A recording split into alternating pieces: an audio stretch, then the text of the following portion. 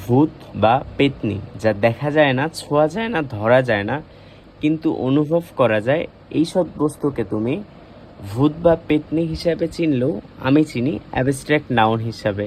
হ্যাঁ, abstract noun সেই সকল নাউন যেই সকল নাউন দেখা যায় না, ধরা যায় না, ছোঁয়া যায় না, পরিমাপও করা যায় না, কিন্তু শুধুমাত্র অনুভব করা যায়। তাহলে যেই সকল নাউন দেখা যায় না, ছোঁয়া যায় না, ধরা যায় না, পরিমাপ করা যায় না, শুধু অনুভব করা যায়, সেই সকল noun abstract noun.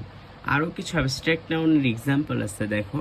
Abstract noun academic সাবজেক্টের নামগুলো যেগুলো আছে এগুলো সব অ্যাবস্ট্রাক্ট নাউন, যেমন civics, logic, history, physics, chemistry, biology, এগুলো সব অ্যাবস্ট্রাক্ট নাউন। আবার যখন কোনো রোগের নাম বোঝাবে, রোগের নামটাও অ্যাবস্ট্রাক্ট নাউন, যেমন ম্যালেরিয়া, কলেরা, ফিভার, এগুলো সব অ্যাবস্ট্রাক্ট নাউন।